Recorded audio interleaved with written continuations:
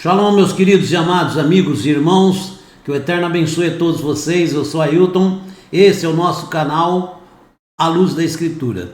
O que eu vou mostrar para vocês aqui é algo sensacional, né? Como toda escritura é, né? Mas vamos trazer um entendimento de um texto da escritura, né? Que muita gente às vezes confundem. O que nós temos que lembrar: nós não podemos julgar a ninguém. A Escritura fala isso, né? Não julgue a ninguém, certo? Nós não podemos julgar. O mesmo argumento que você usa para julgar, você vai ser julgado, ok? Ainda mais quando se trata da Escritura Sagrada, nós temos que tomar um cuidado tremendo, porque o que você tem nas suas mãos é uma tradução. E muitas vezes essa tradução veio de uma forma tendenciosa, né? Ou simplesmente por capricho das pessoas que traduziram, que às vezes não estavam muito preocupadas, né, em transmitir a realidade. Existem palavras no hebraico, principalmente no hebraico arcaico, né, o bíblico, né, existem palavras que não existe similar no português ou em outra língua, né? Então nós temos que tomar cuidado, porque muitas vezes as pessoas não entendem. E conhecer também a história de Israel, para que você saiba exatamente o porquê de certas coisas acontecerem, tá bom? Quero que você vá lá no livro de Samuel, 2 Samuel, no capítulo, só um minutinho, no capítulo 12, tá bom? Já fique com ele aí preparado, afiado. E nós vamos também no Salmo 51. Tá bom? Isso aqui é a oração de arrependimento de Davi, na verdade, né? Davi, ele recebeu uma sentença dada por um profeta. Você sabe qual é o profeta? É o profeta Natã. O profeta Natã, como todos os profetas, ele tinha acesso ao palácio, né? E Natã chega um dia, nervoso, irritado, o profeta, né? Entrou na sala do rei, apontou para o rei, certo? E ele disse, vou aqui encurtar, né, para que o vídeo não fique muito alongado, né? Mas ele disse ao rei, existia um grande fazendeiro que tinha diversas cabeças de gado, muitas, milhares. E existia um de seus empregados que tinha apenas uma, que dava leite para os seus filhos. Aí esse grande homem recebeu uma visita importante e ele mandou matar aquela vaquinha que pertencia àquele pobre para poder dar um banquete para os seus convidados. Imediatamente, o rei Davi se manifestou, como qualquer um de nós, né? Já se manifestou rápido, certo? O profeta Natã foi muito sábio, ok? Inspirado por Deus, né? E ele se manifestou, esse homem deve morrer. Esse homem não pode passar impune, tem que sofrer a punição. Pois o profeta Natã olhou para ele e falou: você, rei, é esse homem. O que foi que aconteceu? Existe uma passagem que mostra que o rei Davi, passeando pelo pátio do palácio, deu uma olhadinha pela janela e viu uma linda mulher se banhando. Obviamente ele, né, acabou se atraindo, né, sendo atraído daquela mulher, porque era uma mulher muito linda, certo? E o que aconteceu? O rei Davi quis ela para ele. Ele, como rei, ele usou o seu poder. Eu quero ela para mim, ok? Aquela mulher era casada e era casada com um soldado, que é o nome dele, Uriah, né? Que é conhecido, mas o pessoal fala do jeito Urias, né? Então vamos falar assim que fica mais fácil, Urias, ok? E Davi então se incomodou com aquilo. Bom, ela é uma mulher casada, eu não posso tocar nela, não posso tê-la, né? Mas ele, como rei, presta bem atenção para que as pessoas não julguem errado a coisa. Davi, então, não estou aliviando o lado de Davi, não. Você vai entender. Davi, então, pegou Urias, estou simplificando, tá? Vamos aqui encurtando a história. Davi mandou que esse homem fosse para a batalha, certo? Se eu não me engano, contra os hititas, né? E ele mandou uma recomendação para o general que pusesse ele na linha de frente da batalha. É um direito do rei mandar alguém para a batalha. É um direito. O rei pode mandar quem ele quiser para a guerra, né? Então ele exerceu o seu direito. Ok? Mas, né? A intenção do rei já era justamente isso. Olha, se caso ele, né, morrer na batalha, ela está viúva, está livre, né? Ele teve essa intenção. Ok? Só que tem uma coisa que as pessoas não sabem. Naquele tempo, todos que iam para a guerra, todos os homens, né? Eles davam uma carta de divórcio para a mulher. Era isso. Por quê? Porque dando uma carta de divórcio para a mulher, se por algum acaso ele morresse lá ou não fosse encontrado, né? Então a mulher estava livre para se casar outra vez. Então já ficava aquele documento como um resguardo para facilitar a vida da mulher. Porque naquele tempo não tinha pensão vitalícia, não tinha nada. Então a mulher ela tinha que casar. Porque senão ela ficava sem sustento e ela ia ter que... Era difícil até para a mulher trabalhar, né? Então, no caso, ela recebeu a carta de divórcio do seu marido Urias.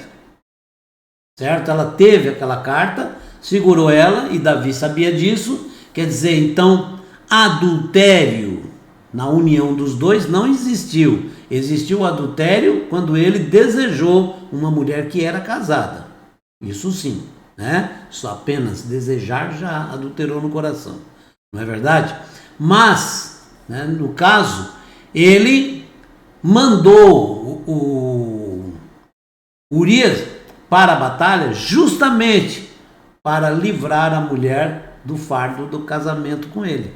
E o que aconteceu? E aconteceu exatamente o que ele queria. Ele morreu e ela ficou livre. Falou, agora ela é uma mulher viúva, né? Mas só que tinha uma coisa que Davi não prestou atenção.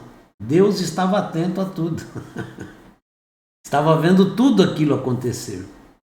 Por isso o profeta foi até Davi e disse, tudo bem que ela é uma mulher divorciada. Ela tem o direito de se casar de novo. O marido não retornou da batalha. Ok? Mas você mandou o marido já mal intencionado, porque você já desejava ela. Isso que o profeta quis dizer, talvez tenha até dito, que o relato ele é sempre simplificado, né? Talvez tenha dito até isso, né? Falou, Deus está atento ao que você fez. Qual é a diferença do pecado de Davi para outros pecados que a gente comete muitas vezes? Vamos supor Adão.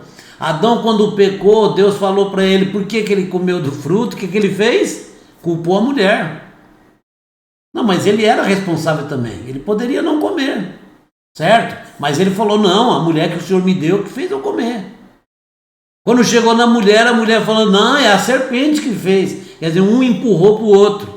Isso é que gerou um castigo maior ainda.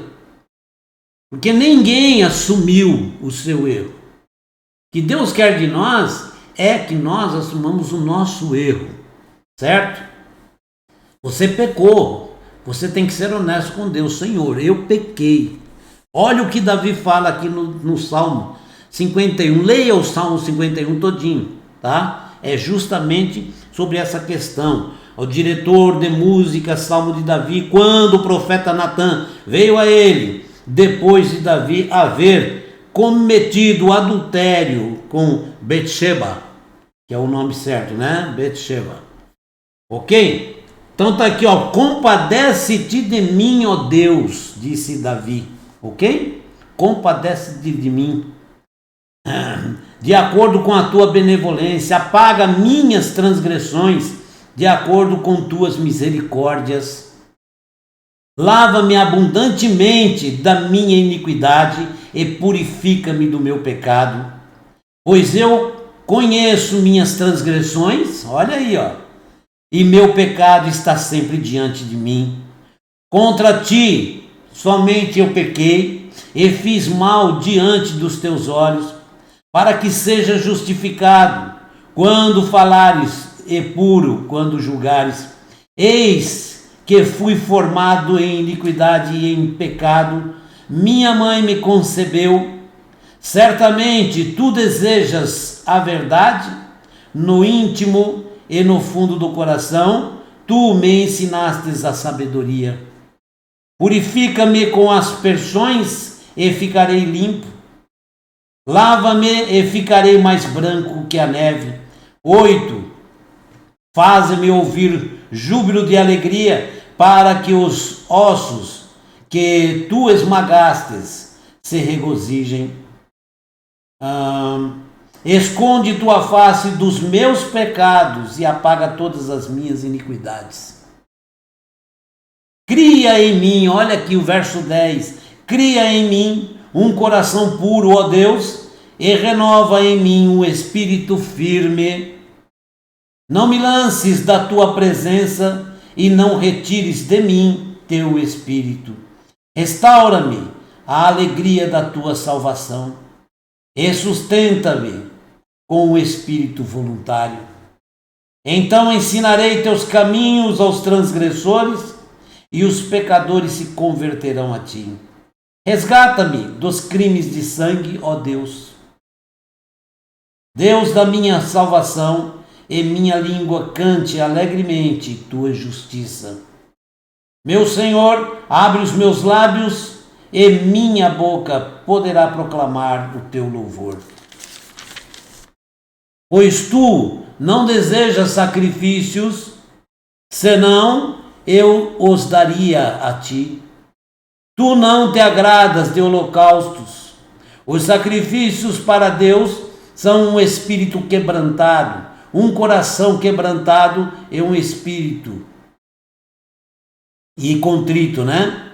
Ó Deus, não desprezarás, ok? Leia depois, releia, entenda. Essa foi a oração que Davi fez, porque na hora em que o profeta dissesse, tu, rei, é este homem, Davi caiu de joelhos e disse para o profeta, profeta, eu pequei. É verdade, eu errei. O que eu fiz foi horrível. Ele reconheceu o seu pecado e clamou ali. E ali ele fez essa oração do Salmo 51. Certo? Isso que agradou a Deus, quando Deus olhou e falou, esse é o rei de Israel que eu quero governando esse povo. Porque ele reconheceu o seu pecado, ele não quis transferir para ninguém. Muitas vezes nós cometemos atos falhos e às vezes a gente faz o quê? Sempre é culpa de alguém. Eu só fiz isso porque fulano fez aquilo. Não, você fez porque quis. Nós cometemos atos injustos às vezes com as pessoas. Quantas vezes uma pessoa te pede algo para comer, você pode dar e você não dá. Aí você sempre tem uma justificativa. Ah, é vagabundo, é bêbado. É o que eu sempre falo para os amigos, o bêbado come, drogado come. Quando você dá um dinheiro na mão dele, o que ele vai fazer com o dinheiro já é um problema dele. A Bíblia manda que você faça caridade, manda que você estenda a mão para o necessitado. Não importa a condição química dele, vamos dizer assim, né? Então, nós sempre temos a mania de passar para o outro, culpar o outro. Nós nunca assumimos a nossa culpa. O que Deus mais quer é que você confesse os seus pecados. Eu pequei. Não interessa o que os outros fizeram, né? Eu deveria me conter, eu deveria me segurar. Eu não tenho que cometer pecado, certo? Apenas porque os outros praticam isso ou aquilo, ou fizeram isso ou aquilo. Não. Você tem que se segurar. O pecado é destruição total. Mas Davi reconheceu o seu pecado, já ajoelhou e clamou a Deus, confessou o seu pecado e pediu a ele, não afaste teu rosto de mim e não retires o teu espírito. Amém? Isso nós devemos fazer todos os dias, porque todo dia tem o dedo de Natan apontando para nós: olha, você cometeu isso. Presta atenção em cada palavra que você fala. Presta atenção quando você nem percebe e dá atenção a algo, certo? Que não é agradável a Deus. Se o Espírito de Deus habita em você, você não pode dirigir seus olhos a coisas ruins, nem os seus ouvidos àquilo que não vale a pena. Você não pode pôr as tuas mãos, que deve ser, né, santificada, certo? Você não pode pôr as suas mãos em coisas impróprias. Ok? O sacerdote, quando ia fazer as oferendas, ele tomava um banho completo, punha vestes novas, limpas, para poder chegar lá na presença de Deus purificado, física e espiritualmente. Então, nossas mãos são instrumentos de santidade. Não ponha a tua mão aonde não é agradável ao Criador. Não faça do teu corpo aquilo que não é agradável ao Criador. E nem faças injustiça com ninguém, como fez Davi com Uria. Ele, como rei, tinha o direito de mandar uma pessoa para a guerra. Ele não tinha o direito de mandar a pessoa para a guerra, para que ele ficasse lá. E aí ele poderia assumir a sua mulher. Foi esse o grande erro de Davi. Ok? Mas Deus estava atento. E Deus está atento a cada passo, a cada pensamento, a cada palavra de todos nós. Amém? Deus te abençoe. Obrigado. Escutei uma explicação de um rabino sobre esse assunto. Eu queria passar para vocês. É muito importante isso. Tá bom? Muito importante. Shalom, um forte abraço. Um próximo vídeo. Vamos tentar trazer mais uma palavra que seja confortável para todos nós. Deus abençoe a todos. Até o próximo vídeo. Shalom, shalom.